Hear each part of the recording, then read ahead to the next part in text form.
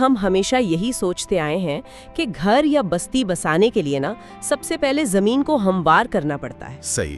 ہم بلڈوزر لے آتے ہیں اور درخت کاٹتے ہیں، پہاڑیاں کاٹ کر زمین کو بالکل سپاٹ بناتے ہیں اور پھر اپنی مرضی کا نقشہ اس پر مسلط کر دیتے ہیں۔ بالکل، لیکن آج ہم جن مقامات کا کھوج لگا رہے ہیں نا، انہوں نے تعمیرات کے ہر روایتی اور منطقی قانون کو چیلنج کیا ہے، مطلب ان کی دھجیاں اڑا دی ہیں۔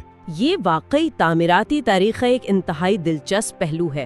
ہم جدید دور میں یہ مان کر چلتے ہیں کہ محفوظ رہنے کے لیے فطرت کو اپنے تابع کرنا ضروری ہے۔ ہاں، ہم یہی سمجھتے ہیں۔ لیکن جب ہم ان بستیوں کو دیکھتے ہیں جو گہری کھائیوں کے کناروں پر جھول رہی ہیں یا بکھرے ہوئے سمندروں کی لہروں کے بالکل سامنے سینہ تان کر کھڑی ہیں، تو ہمیں ایک بالکل مختلف کہانی نظر آتی ہے۔ مطلب یہ لوگ خطرے سے بھاگے نہیں؟ بالکل نہیں، انہوں نے خطرے کے بالکل مرکز میں اپنا گھر بنایا۔ انہوں نے زمین کے ساتھ جنگ کرنے کے بجائے نا اس کے مزاج کو سمجھا اور اس کے ساتھ مل کر جینا سیکھا۔ تو اس فلسفے کو سمجھنے کے لیے میرے خیال میں سب سے پہلے زمین کی گہرائیوں اور ٹھوس چٹانوں کے عین وسط میں جانا ہوگا۔ جی، کیونکہ جب زمین کی سطح ہموار نہیں تھی تو انسان نے سیدھا پہاڑ کے پیٹ میں ہی گھر بنا لیا۔ کہ ترکی کے علاقے کیپاڈوشیا کو ہی دیکھ لیں، وہاں کا جو گاؤں ہے اوچیسار، وہ کوئی عام گاؤں نہیں ہے، بلکہ یہ ایک بہت بڑی آتش فشاں کی چٹان کو تراش کر بنایا گیا ایک مکمل قلعہ ہے۔ یہاں جو بات سب سے زیادہ حیران کن ہے وہ یہ ہے کہ اس کی تعمیر کے پیچھے جو سائنس ہے نا، وہ کمال کی ہے۔ یہ علاقہ جس پتھر سے بنا ہے اسے ٹف کہتے ہیں۔ اچھا، ٹف؟ یہ کوئی خاص پتھر ہے؟ ہاں، یہ دراصل ہزاروں سال پرانی آتش فشانی راکھ ہے جو جم کر چٹان بن چکی ہوتی ہے۔ اس پتھر کی خاصیت یہ ہے کہ جب تک یہ زمین کے اندر یا ڈھکا ہوا رہتا ہے نا، یہ کافی نرم ہوتا ہے۔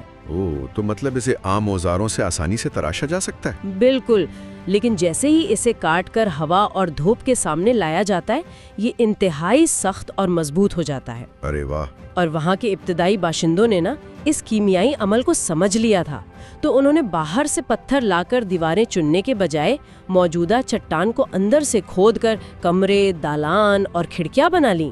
یہ تو ایسا ہے جیسے فطرت نے پہلے سے ہی ایک مکمل عمارت کا ڈھانچہ دے دیا ہو اور انسانوں نے خاموشی سے اپنا فرنیچر لا کر وہاں رکھ دیا ہو۔ ہاں، بالکل ایسا ہی ہے۔ ان کی پرانی غاروں کو جدید سہولیات کے ساتھ اس طرح ملایا گیا ہے کہ ان کی اصل شکل بھی برقرار رہے۔ لیکن دیکھیں، اوچیسار تو پھر بھی سطح زمین کے اوپر ایک ابھری ہوئی چٹان ہے۔ ترکی ہی میں ایک اور جگہ ہے، ڈیرنکویو، جو پوری طرح زمین کے نیچے آباد ہے۔ جی، ڈیرنکیو کی تو بات ہی الگ ہے۔ زمین کی سطح پر کھڑے ہوں تو ارد گرد سب کچھ بالکل عام سا لگتا ہے، لیکن جیسے ہی آپ نیچے اترتے ہیں تو ایک پوری زیر زمین دنیا موجود ہے۔ 8 منزلوں تک گہرا ایک شہر، جس میں 20,000 لوگوں کے رہنے کی گنجائش تھی۔ ہاں، 20,000 لوگ، کچن، پانی کے کنویں، عبادت گاہیں اور جانوروں کے باڑے تک موجود ہیں۔ اور سب سے اہم بات یہ کہ یہ کوئی عارضی پناہ گاہ نہیں تھی، یہ ایک طویل مدتی رہائش کے لیے ڈیزائن کیا گیا شہر تھا۔ لیکن یہاں مجھے ایک بہت بڑی الجھن ہوتی ہے، ایمانداری سے بتائیں، اتنی گہرائی میں جہاں سورج کی ایک کرن تک نہیں پہنچ سکتی اور ارد گرد صرف ٹھوس پتھر ہو، تو کیا یہ انسان کو گھٹن اور وحشت میں مبتلا نہیں کر دیتا؟ بالکل، مطلب بغیر تازہ ہوا اور روشنی کے 20,000 لوگ زمین کے نیچے کیسے زندہ رہ سکتے ہیں؟ کیا یہ کلاسٹروفوبک یا دم گھٹنے والا نہیں لگتا؟ دیکھیں، یہ سوال ہر اس شخص کے ذہن میں آتا ہے جو پہلی بار ڈیرنکویو کے بارے میں سنتا ہے۔ مجھے بھی یہی لگا تھا، لیکن ڈیرنکویو میں چلتے ہوئے بے وقت خوف اور ایک عجیب سا سکون محسوس ہوتا ہے۔ سکون کیسے آ سکتا ہے وہاں؟ دراصل یہ مایوسی کا نتیجہ نہیں تھا، بلکہ انجینئرنگ کا ایک شاہکار تھا۔ گھٹن سے بچنے کے لیے انہوں نے باقاعدہ وینٹیلیشن شافٹس بنائی تھی۔ اچھا، ہوا کی آمد و رفت کے لیے؟ جی، درجنوں لمبی چمنیاں بنائی تھیں جو زمین کی سطح سے شروع ہو کر سب سے نچلی منزل تک جاتی تھی۔ یہ چمنیاں اس زیر زمین شہر کے پھیپھڑوں کا کام کرتی تھیں جو مسلسل تازہ ہوا کو اندر کھینچتی تھیں۔ کمال ہے۔ اور درجہ حرارت کا کیا؟ زمین کے اتنے نیچے نا، باہر چاہے کڑاکے کی سردی ہو یا جھلسا دینے والی گرمی، اندر کا درجہ حرارت ہمیشہ معتدل رہتا ہے۔ یہ قدرتی ایئر کنڈیشننگ کا نظام تھا۔ ارے واہ! اور حفاظت کے لیے انہوں نے راستوں میں پتھر کے دیواخیل گول دروازے بنا رکھے تھے، جنہیں صرف اندر کی طرف سے دھکیل کر بند کیا جا سکتا تھا، بالکل کسی جدید بینک کے والٹ کی طرح۔ یہ تو واقعی ایک ناقابل تسخیر خلا بن گیا۔ جی، یہ ثابت کرتا ہے کہ ابتدائی انسانوں کے لیے جغرافیہ کوئی رکاوٹ نہیں تھا، بلکہ بقا کا ایک زبردست طریقہ تھا۔ اور یہ صرف ترکی تک محدود نہیں ہے۔ اگر ہم اسپانیہ کے علاقے الکالا ڈیل جوکار کی طرف دیکھیں نا، تو وہاں دریائے جوکار کی ایک گہری کھائی کے ساتھ بنے ہوئے سفید گھر بالکل ایسے لگتے ہیں جیسے سیدھے پہاڑ کے اندر سے نکل رہے ہوں۔ بالکل، اور وہاں بھی یہی قدرتی ایئر کنڈیشننگ والا اصول لاگو ہوتا ہے۔ وہ کیسے؟ الکالا ڈیل جوکار میں انہوں نے تھرمل ماس کے اصول کو بڑی خوبصورتی سے استعمال کیا۔ چونا پتھر کی وہ موٹی چٹانیں دن کے وقت سورج کی تپش کو اپنے اندر جذب کر لیتی ہیں، جس سے اندرونی حصہ ٹھنڈا رہتا ہے۔ جی، اور رات کے وقت جب باہر سردی ہوتی ہے تو وہی جذب شدہ حرارت آہستہ آہستہ اندر خارج ہوتی ہے۔ انہوں نے ماحول سے لڑنے کے بجائے اسی چٹان کو اپنی ڈھال بنا لیا۔ تو مطلب ہم نے دیکھا کہ جب انسان کے پاس زمین ہموار کرنے کا اختیار نہیں تھا تو اس نے زمین کے اندر اور ٹھوس پتھروں کے پیٹ میں پناہ لی۔ صحیح۔ زمین کے اندر چھپنا تو سمجھ آتا ہے، گرمی، سردی اور دشمن سب سے بچاؤ، لیکن کیا ہو اگر نیچے کی زمین کھودنا ممکن ہی نہ ہو؟ تو پھر اوپر کی طرف جانا پڑتا ہے۔ بالکل، اگر صورتحال ایسی ہو کہ آپ کو ہر حال میں سطح پر ہی رہنا ہے تو پھر انسان کے پاس ایک ہی راستہ بچتا ہے، اور وہ ہے آسمان کی بلندیوں اور خطرناک کھائیوں کی طرف جانا۔ اور یہی وہ مقام ہے جہاں انسانی نفسیات اور جغرافیہ کا ایک نیا ملاپ نظر آتا ہے۔ واپس اسی الجیزا کے شہر قسطنطنیہ کی طرف چلتے ہیں، جس کا ذکر ہم نے شروع میں کیا تھا۔ جی، جو ایک چٹانی سطح مرتفع پر واقع ہے۔ کہ کوئی جان بوجھ کر ایسی جگہ گھر کیوں بنائے گا جہاں ایک غلط قدم یا ایک معمولی سا زلزلہ سب کچھ اس اندھے کنویں میں گرا سکتا ہے؟ ان لوگوں کے لیے فطرت سے زیادہ دوسرے انسانوں کے حملے خطرناک تھے۔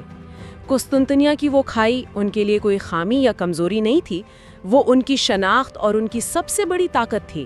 اچھا، تو وہ کھائی ان کے شہر کے گرد ایک قدرتی خندق کا کام کرتی تھی؟ بالکل، ایک ایسی خندق جسے پار کرنا کسی بھی حملہ آور فوج کے لیے ناممکن تھا، اور جو بات اس شہر کو سب سے منفرد بناتی ہے وہ اس کے پل ہیں۔ وہ جو کھائی کے اوپر بنے ہوئے ہیں؟ جی، انہوں نے اس گہری کھائی کے اوپر معلق پل بنائے جو انسانوں کو اس خلا کے اوپر سے گزارتے ہیں۔ وہ پل زمین پر حاوی ہونے کی کوشش نہیں کرتے، بلکہ اس خلا کا احترام کرتے ہوئے دو حصوں کو جوڑتے ہیں۔ تنہائی اور بلندی کو ڈھال بنانے کا یہ تصور واقعی کمال ہے۔ یہی بات ارجنٹینا کے گاؤں ایرویا پر بھی تو صادق آتی ہے۔ جی، ایرویا تو بہت ہی الگ تھلگ ہے، سمندر کی سطح سے 3000 میٹر کی بلندی پر۔ ہاں، اینڈیز کے پہاڑی سلسلے کی ایک تنگ اور کٹی پھٹی وادی میں واقع یہ گاؤں پوری دنیا سے کٹا ہوا محسوس ہوتا ہے۔ وہاں تک پہنچنے کا کچا اور بل کھاتا ہوا راستہ ہی اپنے آپ میں ایک امتحان ہے۔ اور اس بلندی پر ہوا میں آکسیجن کی کمی اور جغرافیائی تنہائی وہاں کی زندگی کی رفتار کو خود بخود سست کر دیتی ہے۔ مطلب آپ وہاں جدید شہروں کی طرح بھاگ دوڑ نہیں کر سکتے؟ بالکل نہیں، پہاڑ خود طے کرتا ہے کہ آپ کی زندگی کی رفتار کیا ہوگی۔ صحیح، اور پہاڑ کی شکل کے ساتھ چلنے کی سب سے شاندار مثال ہمیں کروشیا کے موٹوون میں بھی تو ملتی ہے نا؟ ہاں، موٹوون ایک پہاڑی پر واقع گاؤں ہے۔ جب نیچے وادیوں میں دھند چھا جاتی ہے تو یہ گاؤں بادلوں کے سفید سمندر کے اوپر تیرتا ہوا اور دنیا سے بالکل کٹا ہوا محسوس ہوتا ہے۔ اور اگر ہم یونان کے علاقے فیرا کی بات کریں، سانتورینی کے اس جزیرے پر سمندر کی سطح سے 400 میٹر کی بلندی پر بنی ہوئی وہ سفید عمارتیں اور نیلے گنبد، وہ تو ایک بہت ہی خوبصورت کانٹراسٹ پیدا کرتے ہیں آتش فشاں کی کالی چٹانوں کے ساتھ۔ پوری دنیا سے لوگ صرف وہ منظر دیکھنے جاتے ہیں۔ لیکن میں سوچ رہا تھا وہ محض خوبصورتی کے لیے تو ایسے نہیں بنائے گئے ہوں گے۔ بالکل نہیں، فیرا کی تعمیرات اس بات کی بہترین مثال ہیں کہ بغیر کسی بڑی ٹیکنالوجی کے ایک سخت ماحول کو کیسے رہنے کے قابل بنایا جا سکتا ہے۔ وہاں کے گھروں کو گنبد نما چھتوں کے ساتھ بنایا گیا ہے، جس کی دو بڑی وجوہات ہیں۔ اچھا، کون سے دو وجوہات؟ ایک تو یہ کہ گنبد نما چھت تیز ہواؤں کا مقابلہ بہترین طریقے سے کرتی ہے۔ ہوا اس سے ٹکرا کر رکتی نہیں بلکہ اس کے اوپر سے پھسل جاتی ہے۔ ارے واہ، یہ تو بڑی زبردست انجینئرنگ ہے۔ اور دوسرا، یہ زلزلوں کے جھٹکوں کو برداشت کرنے میں سیدھی چھتوں سے کہیں زیادہ مؤثر ہے، اور ان کا جو سفید رنگ ہے نا، وہ سورج کی شدید شعاؤں کو منعکس کر کے گھروں کو ٹھنڈا رکھتا ہے۔ मतलब उन्होंने चट्टानों को बारूद से उड़ाकर सीधी सड़कें नहीं बनाई? बिल्कुल नहीं। उन्होंने शहर को चट्टान के ऊपर किसी माए या लिक्विड की तरह इंडेल दिया, जो हर शिगाफ और हर ढलान के हिसाब से अपनी जगह बना गया। वो माहौल पर मुसल्लत नहीं हुए, बल्कि उसमें घुल मिल गए। और अगर हम इस बात पर गौर करें कि ऐसी कदीम बस्तियां आज के जदीद दौर में कैसे अपना वजूद बरकरार रखती हैं, तो इटली के कलकाटा का जिक्र तो लाजमी आता है। कलकाटा की कहानी तो बहुत ही दिलचस्प है।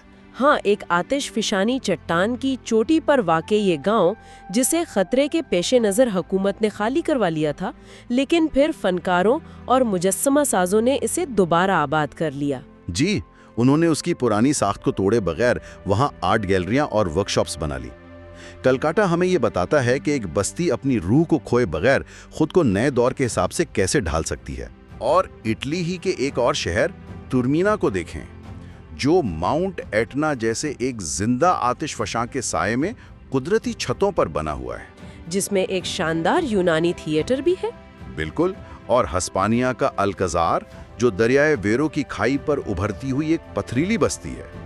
ये तमाम मकामात हमें एक ही सबक देते हैं कि बुलंदियों पर रहना सिर्फ मजबूरी नहीं था, ये एक इंतहाई सोचा समझा और बाशऊर इंतखाब था। जी बिल्कुल। तो हमने ठोस चट्टानों के अंदर बसने वालों की बात की, हमने आसमान से बातें करती खाइयों पर मुअल्लक शहरों की बात भी की। अब पहाड़ और खाइयां खतरनाक जरूर हैं, लेकिन वो कम से कम अपनी जगह पर खड़े तो रहते हैं ना, वो हरकत नहीं करते। हाँ, ये तो है। लेकिन अब हम फितरत के एक ऐसे उन्सुर की तरफ बढ़ते हैं जो मुसलसल हरकत में है, जो बेरहम है और जिसकी ताकत के सामने बड़ी से बड़ी चट्टानें भी रेत बन जाती हैं। आपका इशारा समुंदर की तरफ है ना? बिल्कुल।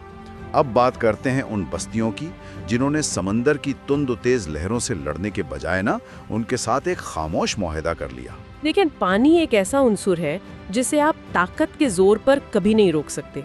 अगर आप समंदर के सामने एक बहुत बड़ी कंक्रीट की दीवार खड़ी कर भी देना, तो समंदर का नमक, उसकी लहरों का तसलसल और तूफान बालाखिर उसे गिरा ही देंगे। तो उन साहिली बस्तियों की कामयाबी का राज क्या है? उनका राज ये है कि उन्होंने समंदर को रोकने की कभी कोशिश ही नहीं की। पुर्तगाल का साहिली इलाका अजीनाज दू मार उसकी एक क्लासिक मिसाल है। वहाँ एक बिल्कुल आमूदी चट्टान पर, जो सीधी समंदर में गिरती है, घर बने हुए हैं। और बिल्कुल नीचे एक कुदरती तालाब है। हाँ, चट्टान की बुनियाद में वो तालाब है जिसमें समंदर की लहरें हर वक्त आती और जाती रहती हैं। जब समुद्र में तूफान आता है तो लहरें सीधी उन घरों की बुनियादों से टकराती हैं। ऐसा लगता है जैसे अगली ही लहर सब कुछ बहा ले जाएगी। लेकिन वो बस्तियां सदियों गुजरने के बावजूद वहीं खड़ी हैं। इसकी वजह ये है कि उनका फने तामीर किसी दीवार की तरह लहरों और हवाओं के सामने सीना नहीं तानता। तो वो करते क्या हैं? की तरफ से आने वाली तेज और नमकीन हवाओं से बचने के लिए घर एक दूसरे के बिल्कुल साथ जुड़े हुए, और उनकी छतें कुछ इस जाविये पर है कि वो हवा को अपने ऊपर से गुजार देती है। ये तो बिल्कुल एरोडायनामिक्स के उसूल की तरह है, किसी रेसिंग कार की तरह जो हवा को चीरने के बजाय उसे अपने ऊपर से गुजरने का रास्ता देती है। बिल्कुल, यही वो उसूल है जो इन्हें महफूज रखता है। और इंग्लैंड ही का एक और साहिली गांव है पोर्ट आइजैक, और मेरे ख्याल में वो फितरत के साथ हामा हंगी की सबसे दिलचस्प कहानी सुनाता है। जी, पोर्ट आइजैक भी एक कुदरती दरार नुमा खलीज में छुपा हुआ है। मैं पढ़ रहा था कि वहाँ के बासियों की पूरी जिंदगी समंदर के उतार चढ़ाव पर मुनहसिर है। मतलब जब लहरें पीछे हटती हैं तो खलीज का पथरीला फर्श पूरी तरह नंगा हो जाता है और वो हिस्सा गांव की एक आम सड़क या बाजार की तरह इस्तेमाल होने लगता है। और जब समंदर वापस आता है तो वही सड़क दोबारा समंदर का हिस्सा बन जाती है। ये कमाल नहीं है? उन्होंने समंदर के साथ अपने वक्त की घड़ियां मिला ली हैं।